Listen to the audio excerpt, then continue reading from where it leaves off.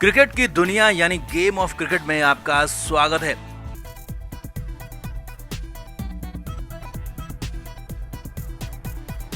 भारत ने बांग्लादेश को हरा दिया है। एडिलेड में खेला गया मुकाबला टीम इंडिया ने जीत लिया है। बहुत बड़ी प्रचंड जीत के साथ टीम इंडिया सेमीफाइनल में भी जगह लगभग कंफर्म कर चुकी है, क्योंकि भारत का रन रेट भी आसमान पर पहुंच गया है। और शुरुआती सफलता के बाद जो बांग्लादेशी खिलाड़ी जबरदस्त घमंड में थे, लेकिन उन्हें पूरी तरह से कुचल दिया और फिर जो मैच पलटा तो कमाल हो गया। बल्लेबाजी में लंबे समय बाद खेल राहुल का बल्ला चला। राहुल ने 50 रन बनाए, तो वहीं विराट कोहली ने एक बार फिर से अद्भुत खेल दिखाया, 64 रन बनाए और बांग्लादेश को 185 रन का टारगेट दे दिया।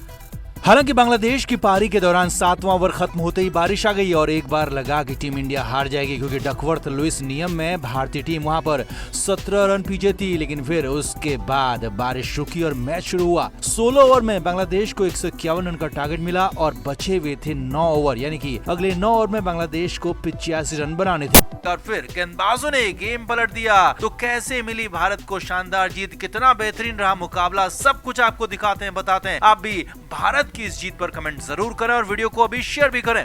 तो टीम इंडिया ने 185 रन के टारगेट को बचाकर नागिन डांस वाले बांग्लादेशियों को हरा दिया। शानदार अंदाज में मैच जीत लिया। अब इस बार कप्तान रोहित शर्मा टॉस नहीं जीत पाए और टीम इंडिया ने टॉस हारकर पहले बल्लेबाजी शुरू की। अब एक बार फिर से भारत की शुरुआत खराब रही। केएल राहुल पहले ओवर में सिर्फ एक ही रन बना पाए, तो दूसरे ओवर में भी कुछ ऐसा ही हाल रहा, लेकिन यहाँ पर राहुल ने छक्का मार दिया। लेकिन तीसरे ओवर में एक बार फिर से रन ही नहीं बन पाए और हालात ये थे कि कप्तान रोहित शर्मा जबरदस्त प्रेशर में आ गए। तीसरे ओवर में रोहित ने एक आसान सा कैच बांग्लादेशियों को दे दिया, लेकिन वो बांग्लादेश ने टपका दिया। लेकिन रोहित इसका भी फायदा नहीं उठाया और अगले ही ओवर में एक बार फिर आसान कैच थमाकर आउट हो गए और सिर्फ रोहित ने 2 रन बनाए।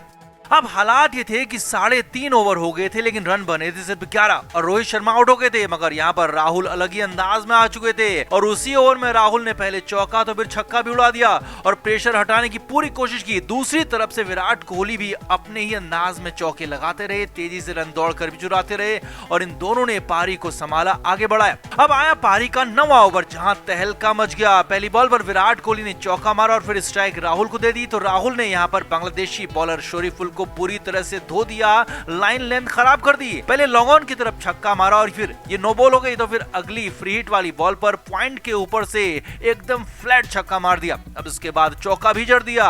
पूरे ओवर में 24 रन कूट दिए। हालांकि अगले ओवर में राहुल की 31 बॉल में 50 पूरी हुई, लेकिन अगली ही बॉल पर राहुल आउट भी हो गए। लेकिन तब तक राहुल अपना काम कर चुके थे। प्रेशर में फंसी टीम इंडिया को निकाल दिया और ताबड़तोड़ 50 रन बनाकर आउट हुए थे और पहले 10 ओवर में भारत ने 86 रन बना लिए।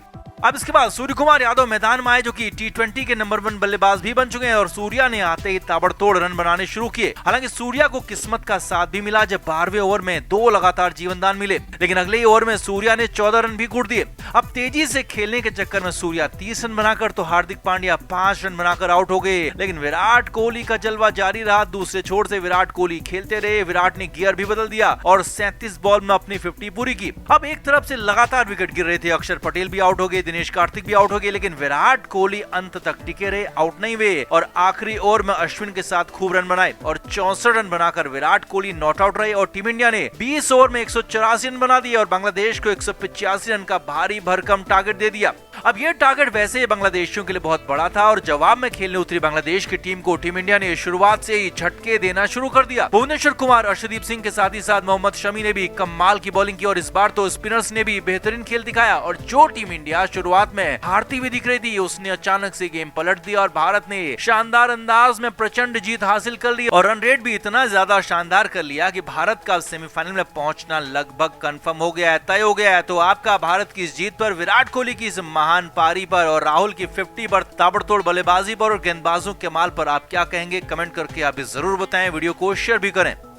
तो वर्ल्ड कप के बीच में ऐसा पहली बार हुआ है जब अगली सीरीज के लिए टीम का ऐलान किया गया है। जी हाँ, या तो वर्ल्ड कप से पहले या फिर वर्ल्ड कप के बाद ही टीमों का ऐलान अब तक होता रहा है, लेकिन पहली बार चयनकर्ताओं ने, जब टीम इंडिया वर्ल्ड कप में खेल रही है, तो ठीक उसी दौरान टीम का नहीं बल्कि टीमों का ऐलान किया है, क्योंकि 4 टीमें यहाँ पर घोषित की गई है और 30 से ज्यादा खिलाड़ियों को यहाँ पर मौका दिया गया। लेकिन इतने सारे खिलाड़ियों को मौका दिया गया, फिर भी 6 दिग्गज ऐसे रहे जिन्हें पूरी तरह से नकार दिया गया। उनका करियर बीच वर्ल्ड कप में ही खत्म कर दिया गया। और इनमें पहला नाम है दिनेश कार्तिक। जी हाँ, 4 टीमें यहाँ पर चुनी गई है, लेकिन किसी भी टीम में वेटरन दिनेश कार्तिक का नाम ही नहीं है। जबकि दिनेश कार्तिक अभी टीम के मुख्य सदस्य हैं, फिनिशर का रोल अदा कर रहे हैं और यहाँ तक कि ऋषभ पंत जैसे ताबड़तोड़ बल्लेबाज विकेट कीपर की जगह पर टीम में उन्हें खिलाया जा रहा है। लेकिन वर्ल्ड कप के बाद तय हो गया है कि दिनेश कार्तिक को किसी भी फॉर्मेट में किसी भी टीम में जगह नहीं मिलेगी। भले ही दिनेश कार्तिक आसमान से तारे क्यों न तोड़ रहे हैं या कहे कि कार्तिक अकेले दम पर वर्ल्ड कप क्यों न जिताते हैं, लेकिन कार्तिक को अब मौका नहीं मिलेगा। कार्तिक के लिए अब सिर्फ संन्यास का विकल्प छोड़ा गया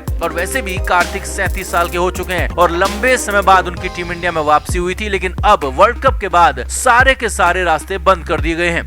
दूसरा नाम है रवि अश्विन। जी हाँ, वर्ल्ड कप में अश्विन को लगातार खेलने का मौका मिला, लेकिन अश्विन अपने खेल से न तो भारत को जीत दिला पाए और न ही चयनकर्ताओं को प्रभावित कर पाए। और हालत ये हुई है कि न्यूजीलैंड सीरीज की वनडे और T20 के साथ साथ बांग्लादेश की वनडे टीम में भी उन्हें नहीं चुना गया। सिर्फ बांग्लादेश के खिलाफ टेस्ट टीम में अश्विन को चुना गया और वहां भी उन्हें प्लेइंग 11 में जगह मिलेगी ये कंफर्म नहीं है, क्योंकि अक्षर पटेल और रविंद्र जडेजा के साथ साथ कुलदीप यादव भी बांग्लादेश की टेस्ट सीरीज के लिए टीम में शामिल किए गए हैं। यानी कि वहां भी अश्विन को खेलने का मौका मिलेगा ये कंफर्म नहीं है। और एक तरह से 36 साल के अश्विन का करियर पूरी तरह से खत्म हो गया। लिमिटेड ओवर का करियर तो लगभग खत्म ही हो गया और वैसे भी इससे पहले 2017 से लेकर 2021 तक 4 साल लिमिटेड ओवर गेम से उबार थे और फिर अचानक पिछले साल के वर्ल्ड कप में खेले और अब इस वर्ल्ड कप में भी। लेकिन अश्विन की सबसे बड़ी समस्या बीच के ओवर्स में विकेट नहीं निकालना है, जो कि बनी हुई है और इसीलिए अब अश्विन को यहाँ पर पूरी तरह से संन्यास के लिए छोड़ दिया गया है। संन्यास ही उनके लिए आखिरी विकल्प बचा हुआ है। अब ये दोनों ही खिलाड़ी वर्ल्ड कप खेल रहे हैं। वर्ल्ड कप के बीच में इनका करियर खत्म कर दिया गया। इनके अलावा 4 और दिग्गज हैं जिन्हें पूरी तरह से नकार दिया गया। वो रोने लगे और सोशल मीडिया पर अपनी भड़ास निकाल दी। इस लिस्ट में तीसरा नाम है पृथ्वी शॉ। जी हाँ, पृथ्वी शॉ लगातार घरेलू मैचों में रन बना रहे हैं, रनों का अंबार खड़ा कर रहे हैं, सेंचुरी हाफ सेंचुरी ताबड़तोड़ रन ठोक रहे हैं, लेकिन उन्हें पूरी तरह से नकार दिया गया। यानी कि पृथ्वी शॉ टीम मैनेजमेंट की और चयनकर्ताओं की प्लानिंग में ही नहीं है